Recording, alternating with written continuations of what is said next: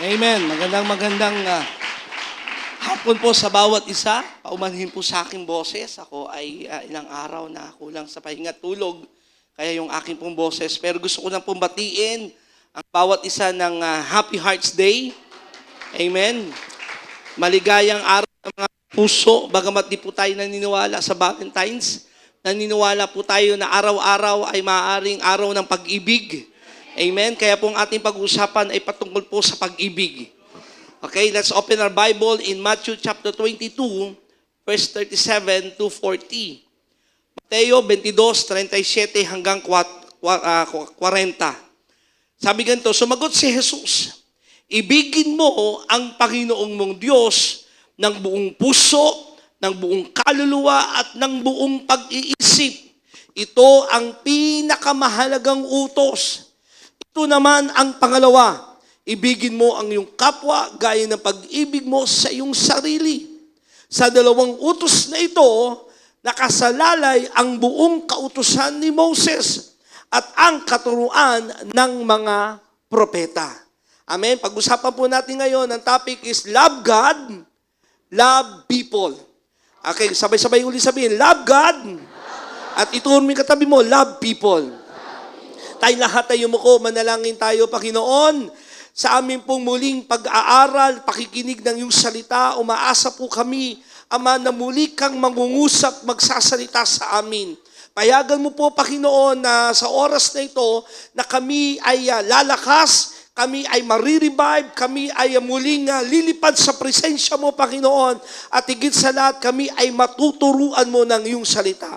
Umaasa po kami, Panginoon, na hanggang matapos ang gawain ito, kasama namin ng iyong presensya. Salamat po sa pangalan ng Panginoong Yesus. Ang lahat ay magsabi ng Amen and Amen. Sige po, malakas sa palakpak sa ating Panginoong Diyos. Amen. Tayo pong lahat ay makakaupo. Ayan po, Loves Month po ngayon.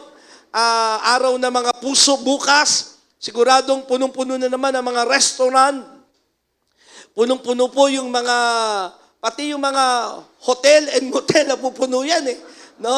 At marami na naman, maramang ang maipapanganak sa buwan ng November. Ayan. At sino po mga November ho ritong ipinanganak at ang kanyang kaarawan ay November? Taas sa kamay. Ayan. Ibig sabihin, Hearts Day po kayo ginawa ng magulang nyo. Okay? So, pag-usapan po natin kasi ngayon ay para bagang ang maging yung dangwa ngayon punong-puno ng mga tao na bumibili ng mga bulaklak para po ibigay sa kanilang mga minamahal. Okay? Pero dito po, pag-usapan muna natin yung dakilang utos na sinabi ng Panginoong Diyos. Actually, meron pong isang matalino o rabbi, guro ng mga salita ng Diyos na lumapit sa Panginoong Yesus upang siya'y tanungin, upang siya'y subukin. At ang tanong ay ganito, ano po ang pinakadakilang utos sa Biblia o sa utos ni Moses? Kasi ang utos po ng Bible sa Old Testament ay mahigit 600. There are about 613 to be exact na utos po ang Biblia pagdating po sa maraming mga bagay. At tinanong ang Panginoong Yesus, ano ang pinakadakilang utos? No? At sumagot si Jesus, sabi po doon, ibigin mo ang Panginoong mong Diyos ng buong puso, ng buong kaluluwa at ng buong pag-iisip. Ito ang pinakamahalagang utos. Ito naman ang pangalawa, ibigin mo ang iyong kapwa gaya ng pag-ibig mo sa iyong sarili. Sa dalawang utos na ito, nakasalalay ang buong katuruan ng mga propeta.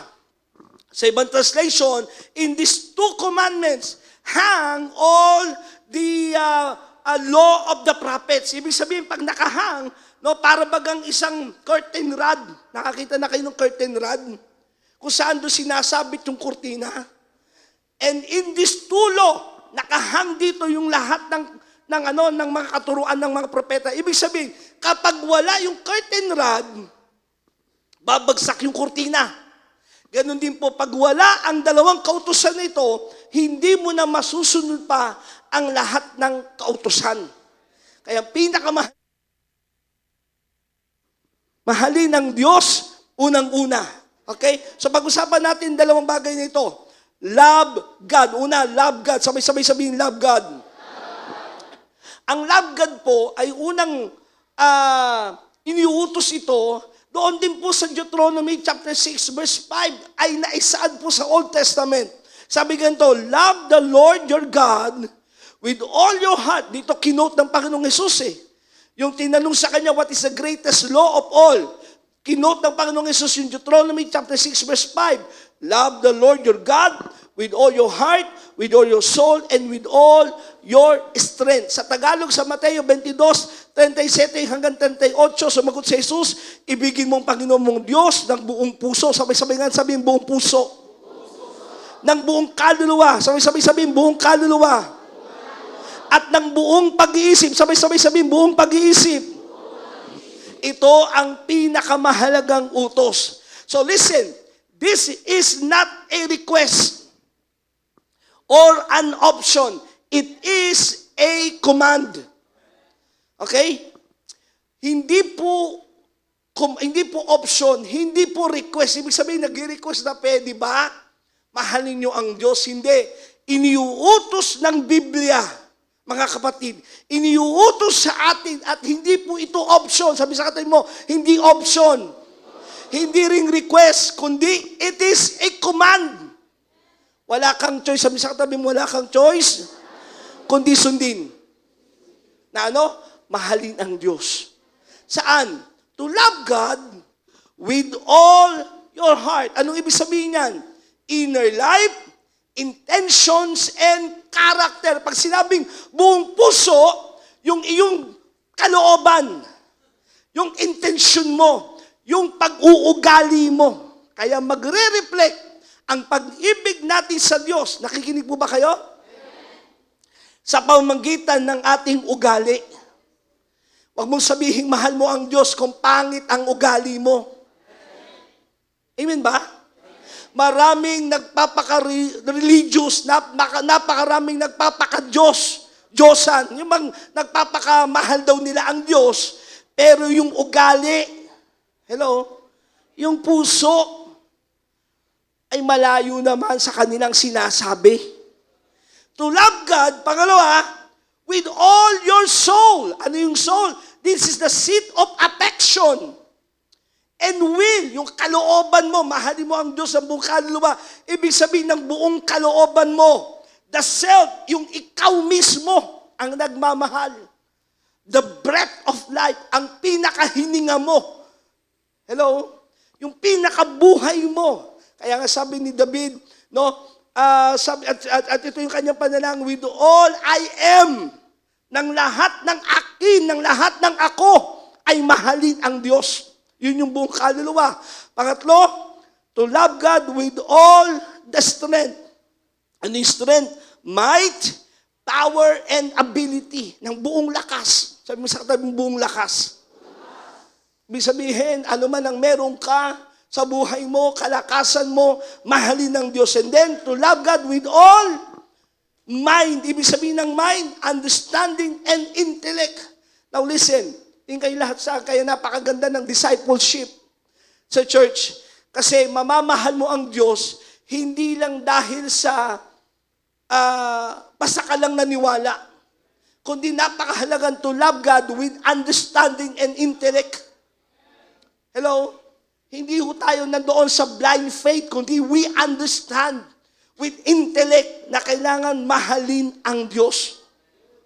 So, ang ibig sabihin po nitong sinasabi ng Panginoong Diyos at ng ating Panginoong Hesus na mahalin ng Diyos sa mga bagay na yan, to love God means loving God with our total being. Sabay-sabay nga sabihin to, 1, 2, 3, go. To love God means loving God with our total being. Yung tayong buong buo, walang ititira. Lahat ay para sa Diyos. Kaya, mga kapatid, tingin kayo lahat sa akin. Actually, introduction ko pa lang ito eh. Kasi kailangan makonclude natin yung loving God means loving people. Pero doon pa lang sa loving God, totoo lang, maraming religious pero hindi mahal ang Diyos. Hello? Kasi kailangan mahal mo siya ng buong isip, buong kaluluwa, buong kalakasan, ng buong puso. Hindi nahahating pag-ibig. Sabi sa katabi mo, hindi nahahating pag-ibig.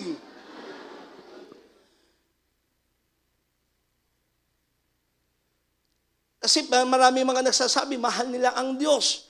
Pero, linggo lang yan. Pagdating ng Lunes hanggang Sabado, nakalimutan na ang Diyos. Totoo ba? Matthew chapter 22, verse 37 to 40, yung pangalawa doon. Sumagot si Jesus, ibigin mo ang Panginoon mong Diyos ng buong puso, ng buong kalawaan, ng buong pag-iisip.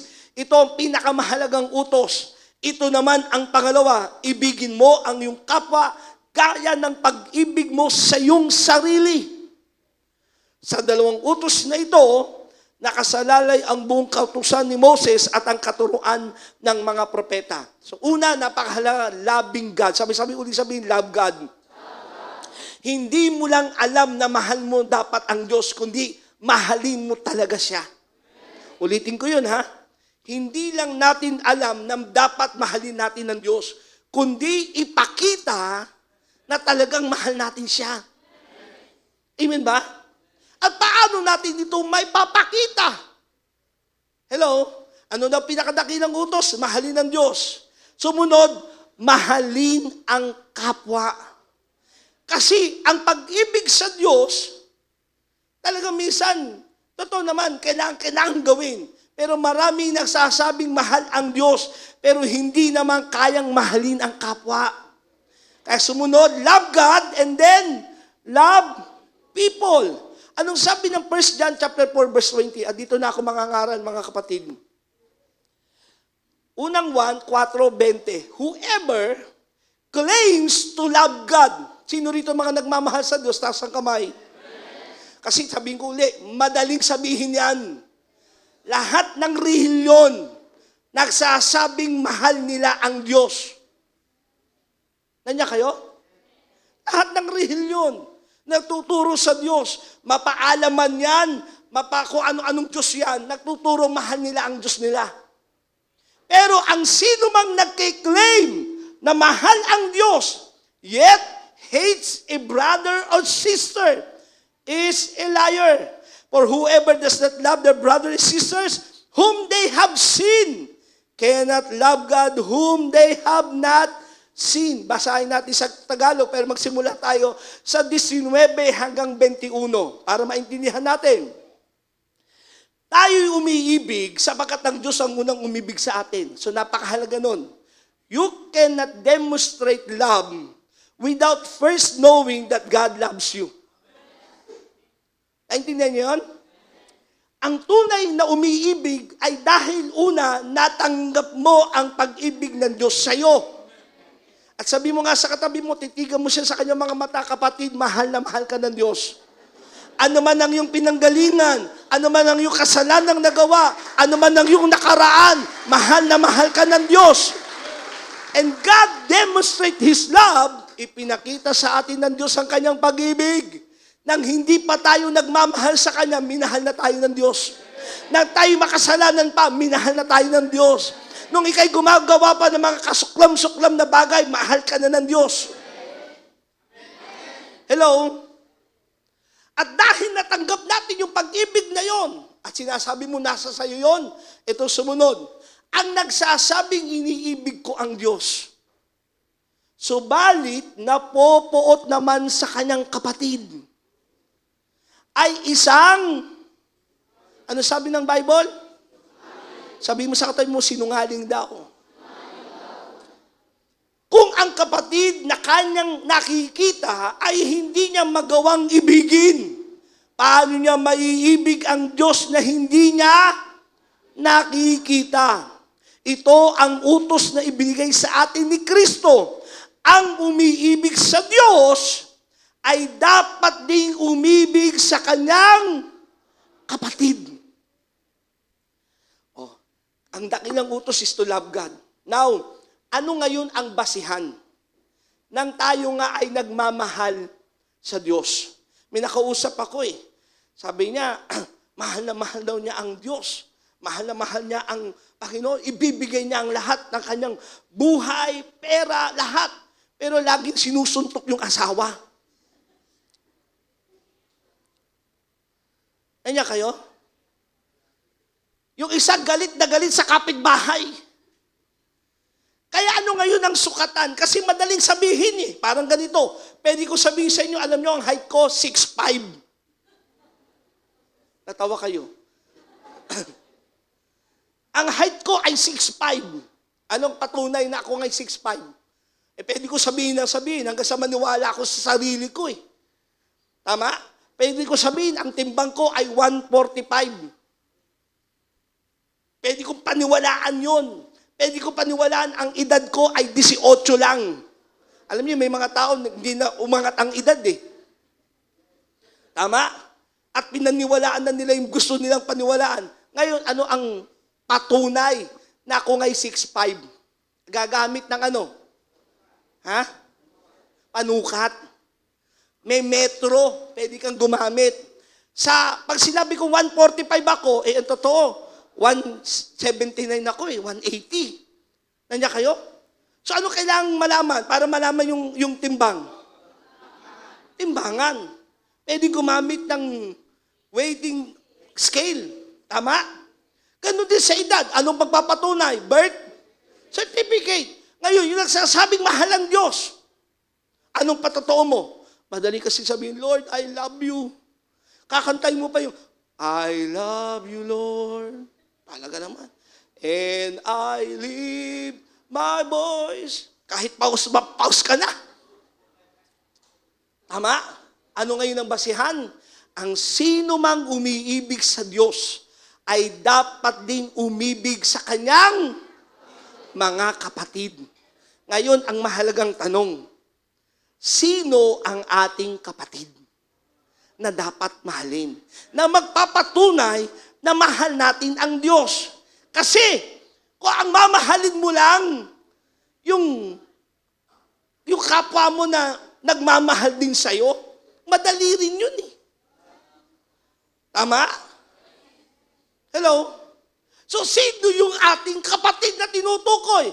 May kwento rin ang Panginoong Jesus. Tawag po rito yung the parable of the Good Samaritan. Basahin natin yung kwento para makita natin kung sino dapat yung ating minamahal na kapatid. Okay? Luke chapter 10, verse 25 to 37. Isang dalubhasa sa kautusang Hudyo ang lumapit kay Jesus upang siya'y subukin. Parang ganun din sa Matthew chapter 22. Isang dalubhasa sa law ang nagtanong kung anong pinakadakilang utos kasi lagi nilang gustong subukin si Jesus. At naghahanap sila ng butas upang siya ay ipadakip o papatay. Ganito yung tanong nung dalubhasa sa kautusan. Guro, anong dapat kong gawin upang magkaroon ako ng buhay na walang hanggan? Tanong niya.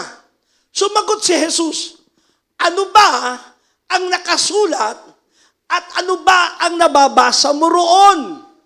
Aba, parang nakinig siguro ito nung tinanong si Jesus ang pinakadakilang utos eh. Kasi ganda nung sagot niya eh. Verse 27, sumagot ang lalaki, ibigin mo ang Panginoon mong Diyos ng buong puso, ng buong kaluluwa, buong lakas at buong pag-iisip. At ibigin mo yung kapwa gaya ng pag-ibig mo sa iyong sarili. Tama yung sagot niya. Kasi yun din naman yung sagot ni Jesus, ang pinakadakilang utos. Verse 28, sabi ni Jesus, tama ang sagot mo. Gawin mo yan at magkakamit ka ng buhay na walang hanggan. Upang huwag siyang lumabas na kayahiya. Kasi kala niya, hindi alam ni Jesus yung sagot eh. Nagtanong pa ang lalaki, sino naman ang aking kapwa? Verse 30, sumagot si Jesus, may isang taong naglalakbay mula sa Jerusalem, papuntang Jericho. Hinarang siya ng mga tulisan. Kinuha pati ang damit sa kanyang katawan, binugbog at iniwang halos patay na. Verse 31, nagkataong dumaan doon ang isang paring Hudyo. Sabay-sabay sabihin, paring Hudyo. Nang makita ang taong nakahandusay, lumihis siya at nagpatuloy sa kanyang paglalakbay. Verse 32, dumaan din ang isang Levita, sabay-sabay sabihin, Levita. Ngunit nang makita niyang taong binugbog, lumihis din ito at nagpatuloy sa kanyang paglakad. Verse 33, ngunit may isang Samaritanong, sabay-sabay sabihin, Samaritano. Ngunit may isang Samaritanong naglalakbay na napadaan doon, nakita niya ang biktima at siya'y naawa. Nilapitan niya ito, binuhusan ng langis at alak ang mga sugat at binendahan. Pagkatapos, ang lalaki isinakay ng Samaritano sa kanyang asno at dinala ito sa bahay panuluyan upang maalagaan doon. Kinabukasan, binigyan niya ng 2 salaping pilak ang may-ari ng bahay, panuluyan, at sinabi, eto, alagaan mo siya at kung higit pa riyan ang iyong magagastos, babayaran ko sa aking pagbalik. Verse 36 to 37. At nagtanong si Jesus, sa palagay mo, sino kaya sa 3 ang naging tunay na kapwa ng taong hinarang ng mga tulisan? Verse 37. Ang taong tumulong sa kanya, tugon ng abogado. Kahit sinabi sa kanya ni Jesus, sige, ganun din ang iyong gawin. Okay? Dito sa kwentong ito, nagtanong yung gustong i-try si Jesus. Anong dapat kong gawin para pumunta ng langit? Alam mong kautusan. Alam ba sinasabi ng kautusan? To love God and to love people. Alam na alam ng iba yan. Alam niyo po, ngayon sa panahon natin ngayon, ang daming simbahan, ang kanilang pinaka discipleship process, ang slogan nila, love God, love people. Maghanting kayo ng mga simbahan, ganyan lagi, love God, love people. Ngayon, sabi ni Jesus, alam mo pala, di gawin mo. O pang hindi mapaya yung lalaki, nagtanong siya, sino po ba yung people? Sino po ba yung kapwa? Nagkwento si Jesus. Isang lalaki, ang dinamba ng mga tulisan, may mga naparaan. Kasi iniwang halos mamamatay na. Ano yung unang dumaan? Isang pare. Pakipindot. Ano itong paring ito? Ito po yung high priest o yung mga priest kung saan ito yung mga nagsasabing religious. Mga nangunguna sa simbahan. Mga pastor, pare, dalubhasa sila sa kautusan. Kaya hindi porkit kabisado mo ang Bible, nasusunod mo na ang kalooban ng Diyos. Yes, napakahalagang alamin ang salita ng Diyos, pero kung hindi mo ito maya-apply, walang kabuluhan din. Mas mabuti pa, sabi nga ng Bishop Boy Ramos, na isa lang ang alam mong salita ng Diyos, pero isinasapamuhay mo naman ito.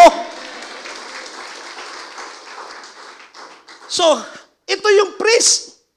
Kung saan ito yung mga nanunungkulan sa simbahan. Pero anong ginawa niya? Nang makita niya yung lalaking dapat niyang tulungan, iniwasan niya ito. Sumunod na dumaan ay yung mga Levita, isang Levites. Na ito'y sumisimbolo, nagtatrabaho sa templo. Ito yung mga manggagawa. Mga leaders, pastor yung priest.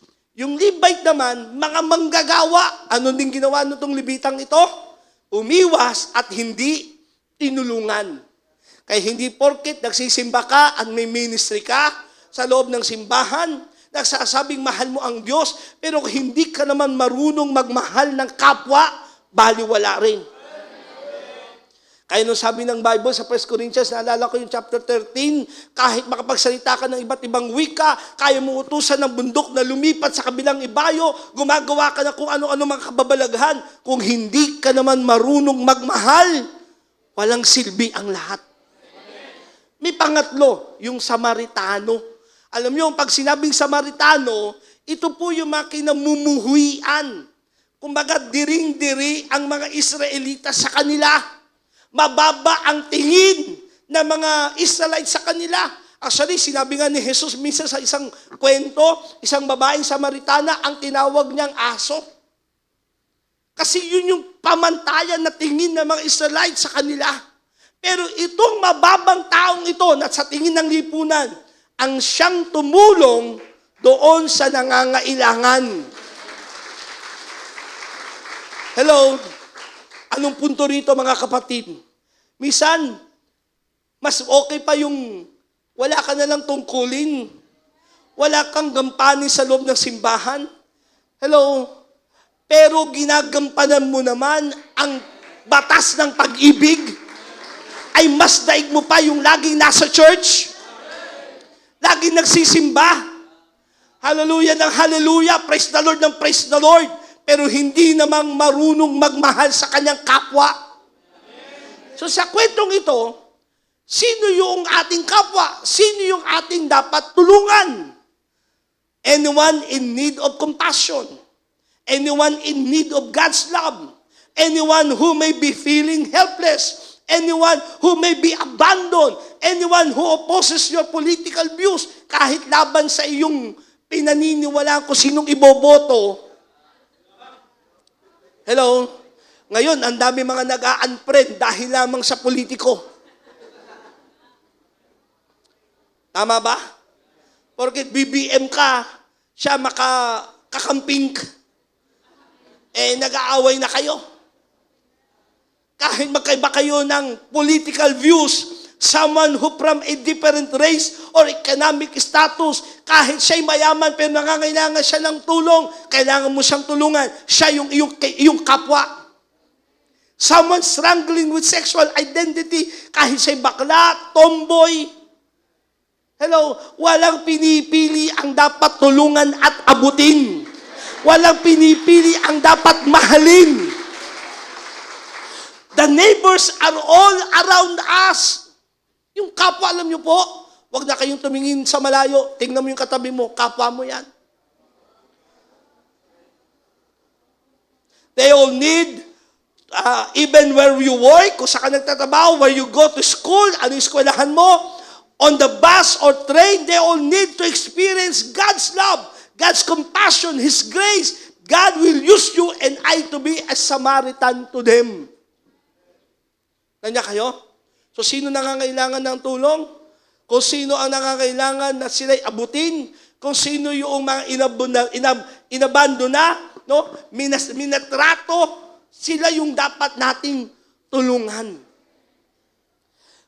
May kwento rin ng Panginoong Jesus. Tingnan niyo ito. Relasyon, may related ito doon eh.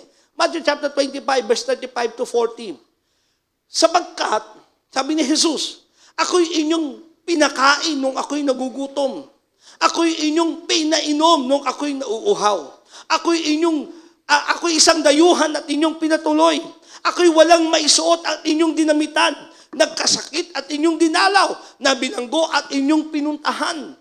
Sasagot ang mga matutuwid, Panginoon, kailan po namin kayo nakitang nagutom at aming pinakain o nauhaw at aming pinainom? Kailan po kayo naging dayuhan at aming pinatuloy o kayo walang maisuot at aming dinamitan? At kailan po namin kayo nakitang nagkasakit o nabilanggo at kayo'y aming dinalaw? Sasabihin ng hari, tandaan ninyo, nang gawin nyo ito sa isa sa mga alagad ko, siya man ang pinakahamak. Ako ang inyong tinulungan. Hello? So sa bawat paggampan natin ng pag-ibig na may aksyon, nandiyan kayo? Kasi madali sabihin, mahal ang Diyos eh. Naniniwala ba kayo lahat ng nagpapaka-religious, nagsasabing mahal din nila ang Diyos? Ngayong araw, bukas araw ng puso, itong buwan na ito, love month daw. Pwede bang i-practice natin yung tunay na pag-ibig sa Diyos sa pamagitan ng pag-ibig sa kapwa na tayo gagawa ng mabuti sa kanila? So loving God to loving people in action. Sabay-sabay sabihin, loving God through loving people in action. Sabi ng 1 John chapter 3 verse 17 to 18, but if anyone has the world's goods and sees his brother in need, kahit ikaw, mayaman ka, nasa sayo na lahat ng mabubuti na mayroon sa mundong ito. At nakikita mo ang iyong kapatid na nangangailangan. Yet, closes his heart against him. Pero sarado ang puso mo sa kanya. How does God's love abide in him? Napakalinaw. Ano masasabing nasa iyo pag-ibig ng Diyos at nagmamahal ka sa Diyos? Kasi pag nasa iyo pag-ibig ng Diyos, ang sino mang nagmamahal sa Diyos, sabi noon, ay magmamahal sa kapwa. Paano ka magmamahal sa Diyos at sa iyong kapwa? Dahil tinanggap mo yung pag-ibig ng Diyos. Paano ka magmamahal sa iyong kapwa at sa Diyos na sinabi mo nasa sayo kung yung nangangailangan, naintindihan niyo po, ay hindi niyo matulungan. Little children, let us not love in word or talk, but in deed and in truth. Huwag lang kayong magmahal sa salita. Ang daling sabihin, I love you with the love of the Lord. Mahal kita sa Panginoon. Nandiyan kayo? Ang daling magsabing nagmamahalan tayo, pero sabi ng Panginoon, huwag lang kayong magmahal sa salita. Hello? Kasi love, ang totoong pag-ibig is love in action. Pag-ibig na may kalakip na gawa. Kaya dapat maipakita natin ito eh. Sabi sa katabi mo, maipakita mo.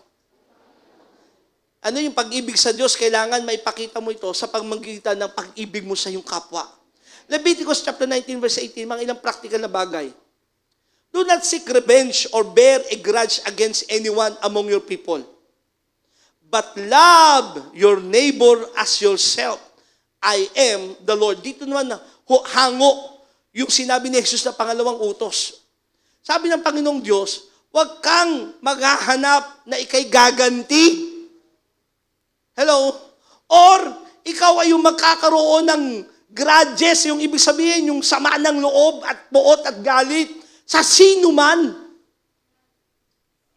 Kaya sabi doon sa, binasa natin sa unang 1, paano mo sasabihin mahal mo ang Diyos, napupot ka sa kapatid mo? Anong dapat gawin? Mahalin ang iyong kapwa katulad ng pag-ibig mo sa iyong sarili. Kaya yung magagalitin laging mainit ang ulo sa kapwa. Huwag mo sabihin Kristiyano ka, pero lagi kang galit. Laging ang dugo mo ay 180.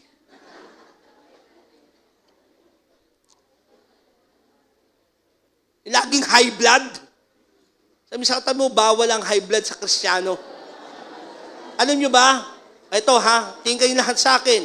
Kahit ang dugo mo ay high blood, pwede ang ugali mo ay low blood. Huwag mong gawing dahilan kasi high blood ako kaya mainit ang ulo ko.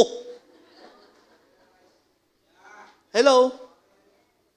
Ito isang practical. Do not seek revenge. Huwag kang gaganti. Listen, mga Kristiyano na anak ng Diyos. Gusto natin ipakitang mahal natin ng Diyos. Huwag kayong gaganti kahit sa Facebook. Yung iba kasi salita pala, salitaan Gigil na gigil habang napipindot. Tapos pag send. Tingnan ko kung anong mangyayari. Naabangan kung anong nagsusulat na. Hello? Do not seek revenge. Kaya alam nyo, isang bagay, bakit tayo mga Kristiyano na tunay na nakakilala sa Diyos ay hindi pumapanig sa pagsama sa mga fraternity? Kasi yan ang tinuturo minsan sa fraternity, gantihan. Hello, yung mga ganggang, kinanti yung isang kapatiran, ano nang gagawin natin mga brad? Ginulping sa kasamahan natin. Abangan natin mamaya. Pagka lumusob na ba, ikaw, tapang ka na, pag may kasama, pag nung mag-isa ka na, nasaan sila? Takbo!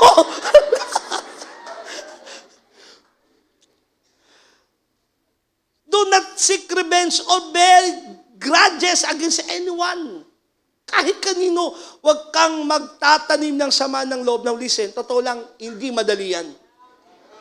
Hindi madali yung, hindi ka magtanim ng sama ng loob. Kasi yung ikaw na sinabihan ng kung ano-ano, pinagwikaan ng kung ano-ano, pinagbintangan ng kung ano-ano, siniraan, talagang misa sasama loob mo. Tama? Naranasan niyo sa mama loob niyo?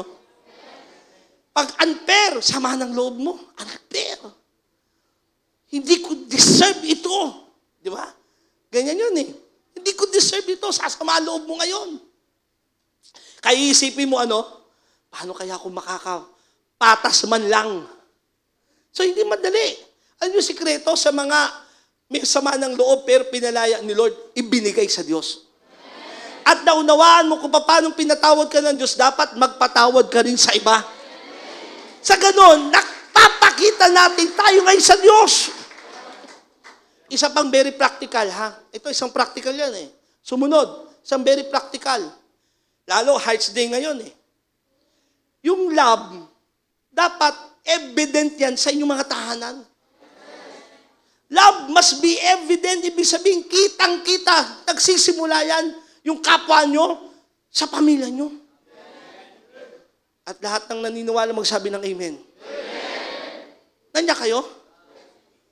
Tulad na sinabi ng Bible, Ephesians chapter 5, verse 25, husbands, mga lalaki, mga asawang lalaki, love your wives just as Christ loved the church and gave Himself up for her. Mga asawang lalaki, mahalin ninyo ang inyong mga asawang babae. Kung paanong iniibig ni Kristo ang iglesia at ibinigay ang kanyang buhay para dito. Mahal na mahal mo si Lord, pero yung asawa mo, hello, halos gusto mong sakalin. Hello. Very practical. Yung nagpapasa Diyos. Nandiyan kayo? Mga lalaki. O, taas ang kamay mga lalaki. O, Hearts Day. Hindi lang nyo dapat dinedate at minamahalang yung asawa tuwing Hearts Day. Naku, parang yari ako sa mami ko dito. Alam niya yan. Kami laging nagde-date kahit in Hearts Day. Ahalin lang yung asawa. Sabi ng Colossians 3:19, husband, love your wives and do not be harsh with them. Bakit? Ito delikado kasi. Pagka kayo, mga lalaki, harsh kayo sa inyong asawa, tapos pupunta ka sa church, kung maka-hallelujah, praise the Lord ka dyan, parang gusto kong batukan ni Lord.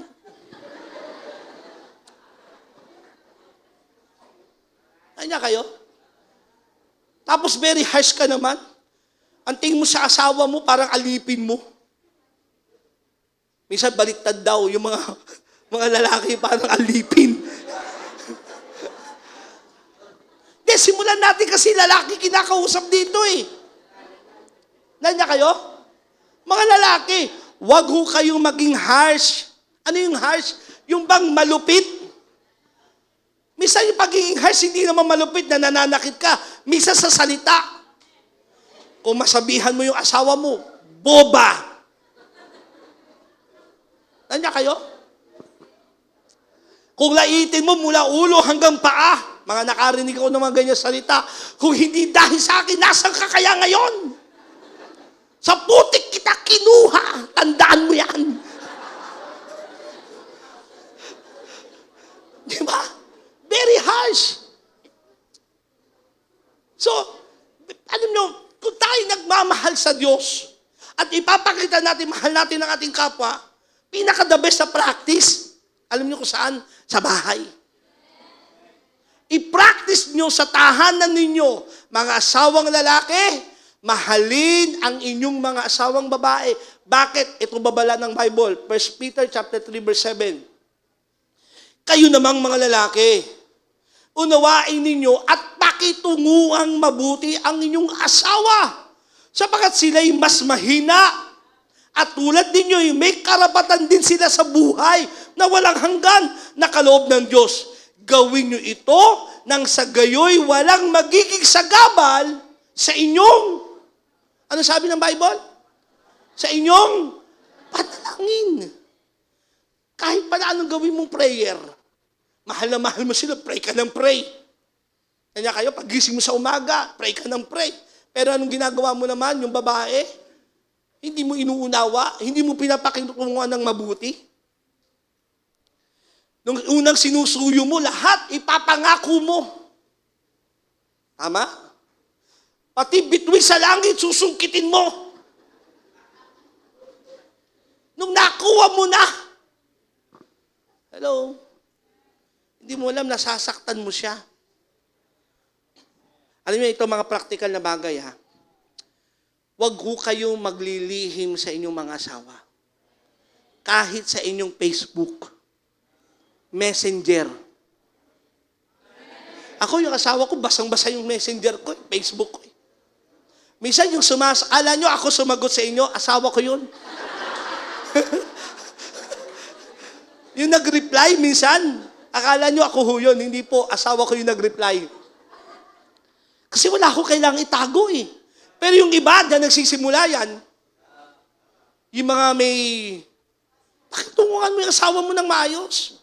Nakatago yung password mo, at galit na galit ka. Bakit wala na ba akong privacy sa buhay? Pero totoo, may tinatago ka. Hello? Sabi sa katabing, wag ganon. Ang nagmamahal sa Diyos, nagmamahal sa kapwa. At i-practice mo yan sa tahanan ninyo. Mga asawang lalaki, mahalin nyo ang inyong mga asawang babae. Kung paano minahal ni Kristo ang iglesia. Hello? Kasi pag hindi, at ikay naging malupit sa iyong asawa, kahit anong prayer mo, may hadlang sa panalangin. Mga babae naman, Titus chapter 2, verse 4 to 5. And so train the young women, mga babae, mga mag-aasawa pa lang, kinakausap din kayo ng Diyos. Love your husband and children. Aba, hindi lang pala kami mga asawang lalaki magmamahal, kayo din pala. Hello?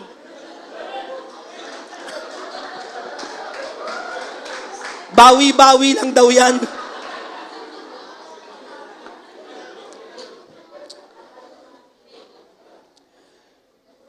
To be self-controlled. Dapat marunong ka rin magpigil sa sarili mo. Hindi yung tira ka ng tira. Ang dami mo nang sinabi. Walang tigil mula umaga hanggang gabi. Yung lalaki, anong rinding-rindi na. Di ba? Minsan nag-usap yung magkumpare, pare, malis muna ako sa bahay. Kasi si Mrs. nag-historical. Historical? Baka hysterical. Hindi. Historical. Hinungkat yung kasaysayan ko nung bata pa ako hanggang ngayon eh.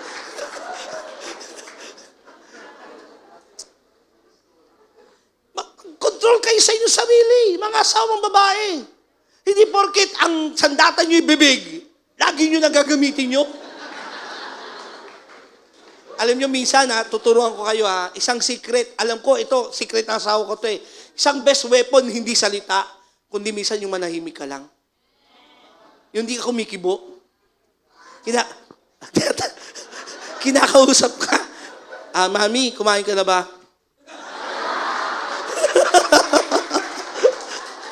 mas best weapon niya kaysa yung ingay ka ng ingay. Hindi ka lang kumibo. Aalis na pala ako, mami, pwede ba? Self-control, napakahalaga yun sa babae. Hindi porke kayo may hawak ng budget, lahat ng pwede nyo bilhin, bibili nyo. Hello? Yung budget ng isang linggo na punta sa Shopee at Lazada. Kaya pag tinanong ni Mister, nasa na yung budget, sabi mo, kulang pa nga eh. Pero may bagong lipstick ka, may bagong duster ka. Hello? Na-add to cart na. Self-control. Be pure. Kailangan malinis ka sa lahat ng bagay. Hindi porket may edad ka na, parang bruha ka na sa bahay nyo na. Crispin. Basilio.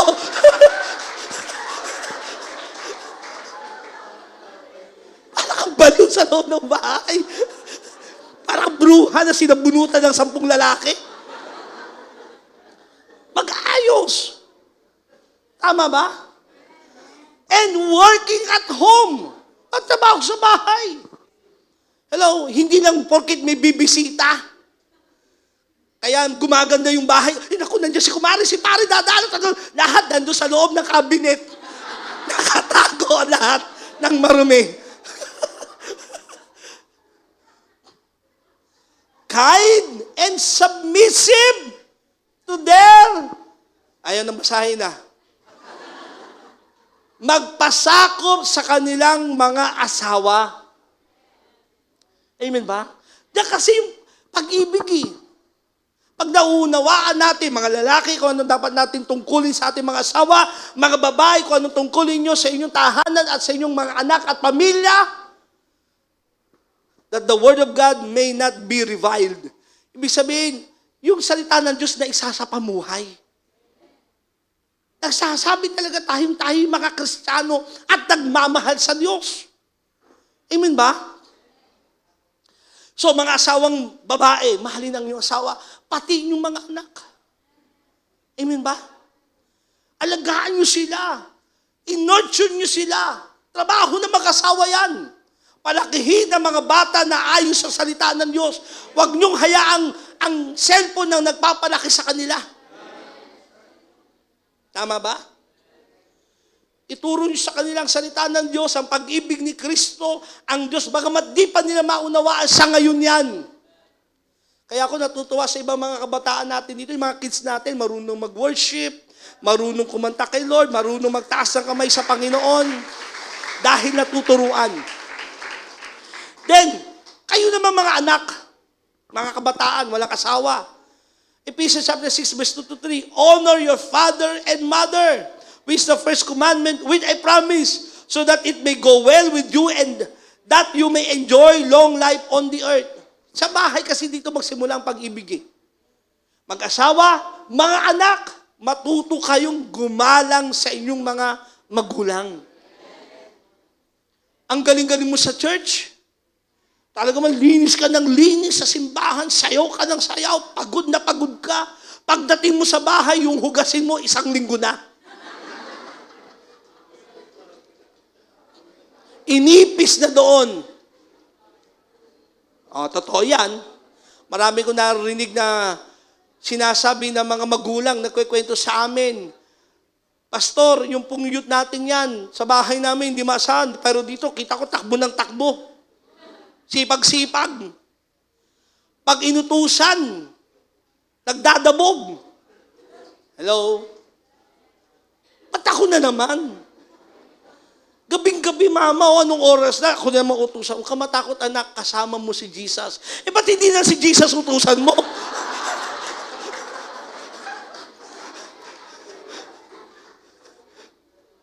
Di ba magaling mga tuwira ng mga bata? Hello?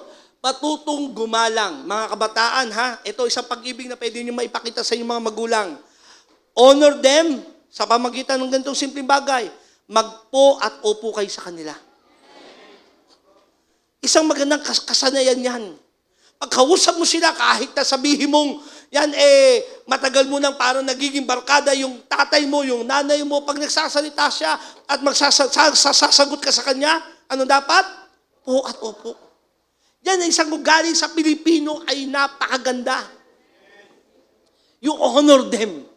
Pag kayo may trabaho na, mga anak, kayo kakalimot sa inyong pamilya, sa inyong mga magulang. Hindi dahil responsibilidad nyo. Kaya mga magulang, hindi po responsibilidad ng mga anak natin na porkit na pag-aral natin sila, na pagtapos, ay para bagang obligado na silang tumulong sa atin. Ginawa nyo yan dahil anak nyo sila, nagmamahal kayo sa Diyos at mahal nyo sila. Kayo namang mga anak, na pagtapos kayo, hindi kayo hinihingan ng obligasyon. Tumulong naman kayo. Very practical, di ba? Yan talaga yung makikita mong nagpapasa Diyos. Sumweldo ka. Ito ha. Naubos saan? Sa nililigawan. Nakalimutan man lang si mama, si papa na maghapon magdamag, nagtatabaho mula, bata ka pa. Na-inlove ka lang. Kakatrabaho mo, ubos agad ang sweldo mo. Wala malang bahagi mga magulang mo sa'yo. Hello? Diba? Yan talaga yung pag-ibig eh. Nagbibigay ka hindi dahil, ito ha, mama ha, ubos na nga eh. Galit na galit ka ba? No. Sabi ng Panginoon, galang mong yung ama't ina, ito yung unang pangako na may kalakip na, ito yung utos na may kalakip na pangako. Bubuti ang yung kalagayan, hahabang yung buhay. Amen. And this is how they know na mahal natin ng Diyos sa magitan ng mahal natin ng ating kapwa. Saan magsisimula dapat? Saan magpa-practice? I-practice nyo sa inyong mga tahanan. Amen? Dito nakikitang tayo ngayon sa Diyos. Basahin ko lang ilang mga talata. 1 John chapter 2, verse 9 to 10. Whoever says he is in the light and hates his brothers is still in darkness. Whoever loves his brother abides in the light. 1 John 3:10. By this it is evident who are the children of God. Ito magpapatunay na ikaw nga'y anak ng Diyos. And who are the light, the children of the devil. At sino yung mga anak ng demonyo? Sabi sa katabi mo, hindi lahat anak ng Diyos. Sabi mo, sige, hindi lahat anak ng Diyos. Meron di anak si Satanas. Ayan sabi ng Bible. Whoever does not practice righteousness is not of God, nor is the one who does not love his brother. Pag di ka marunong magmahal sa iyong kapatid. 1 John 4:7, Beloved, let us love one another. Kaya sabi sa tabi mo, mahal kita sa Panginoon. For love is from God, and whoever loves has been born of God and knows God. 1 John 3:14, we know that we have passed out of death into life because we love the brothers. Whoever does not love abides in death. Wala ka sa buhay kapag di ka marunong magmahal. Nandun ka pa rin sa kamatayan. Kaya, ngayong araw, bukas pala, yung Love's Day, Love Month ngayon, mga kapatid, mahalin ng Diyos sa magitan ng pag-ibig sa ating kapwa. Sino ang iyong kapwa? Simulan mo sa iyong tahanan. Sumunod sa mga nangangailangan, sa mga oppressed, sa mga nanghihina, palakasin natin sila. Sa mga merong kailangan ng payo, payuhan natin sila. Hello? Abutin natin sila. Sa ganon nakikita ang Diyos sa ating buhay. Love God, and then, love people. Tayong lahat ay tumayo.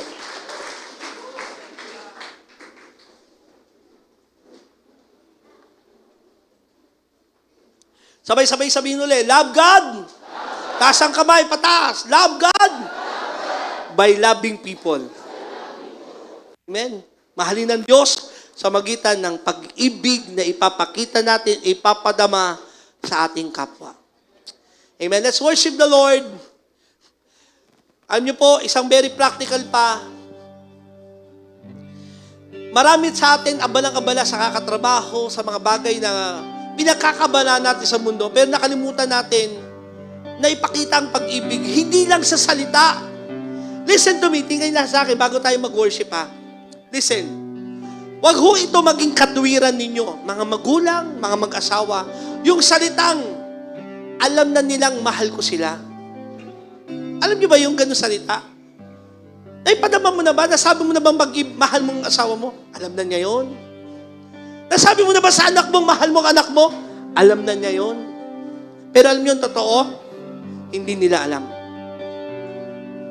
Kasi kailangan niyan nasasabi at naipapakita. Tatlong salita lang. I love you. Very powerful word. Kaya mo huling nasabi sa asawa mong, I love you. Yung totoo. Sumunod, very practical, para manatili yung pag-ibig at lumalalim kayo. Kung meron mang pagkukulang, isang salita lang, ang hirap sabihin, sorry. Tama? Hindi po lang yan trabaho ng asawang lalaki. Trabaho ng bawat isa kapag nagkamali ay humingi ng sorry. Bilib ako sa mga tatay na kayang humingi ng sorry sa kanyang anak. Mga asawang babae na kayang humingi ng sorry sa kanyang asawang lalaki. Mga bata, kabataan na marunong humingi ng sorry sa kanilang magulang. Bakit kailangan gawin ito? To maintain the love. Kasi dahil sa mga misunderstanding, dahil sa mga hindi pag-uunawaan, maliliit na bagay, lumalalim yung sugat, lumalayo yung pag-ibig sa bawat isa. Practice natin. I love you, sorry, Appreciate your husband. Appreciate your wife. Appreciate your children. Wag na wag po, mga nanay, tatay, na ikukumpara ninyo ang inyong anak sa kumpare ninyo. Sa mga anak ng kumpare nyo. Alam mo, ikaw, tingnan mo yung kinakapatid mo doon. Tapos ng pag-aaral, ikaw, ano? Wag na wag nyo gagawin yun. Ikukumpara nyo. Kahit sa mga kapatid nila, huwag kayong magkukumpara.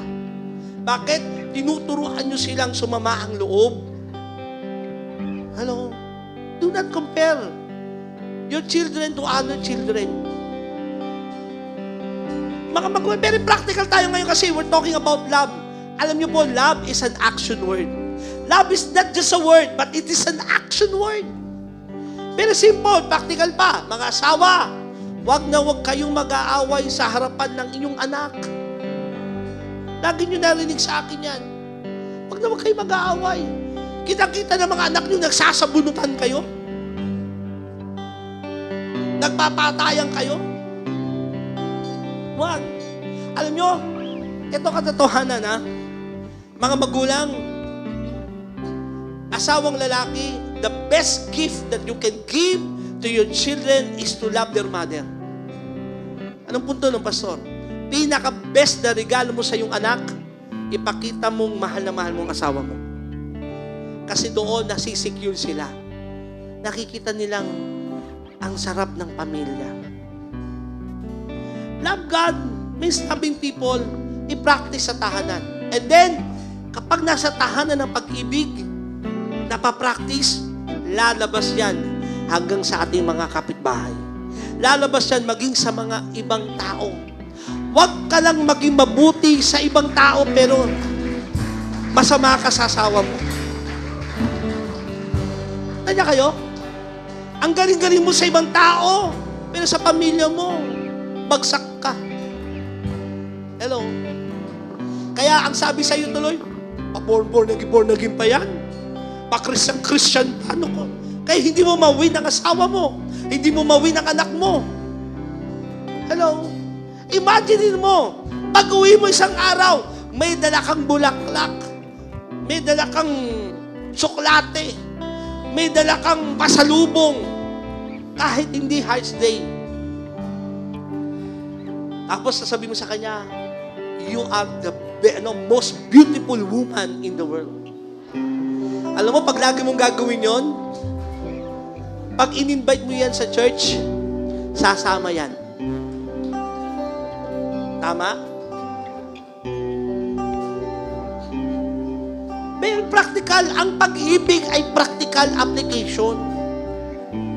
Kaya pag sinabi ng Biblia, mahalin ang Diyos, alam niyo po, practical din yun. Mahalin ng Diyos, paano? Hindi ka na puro pray.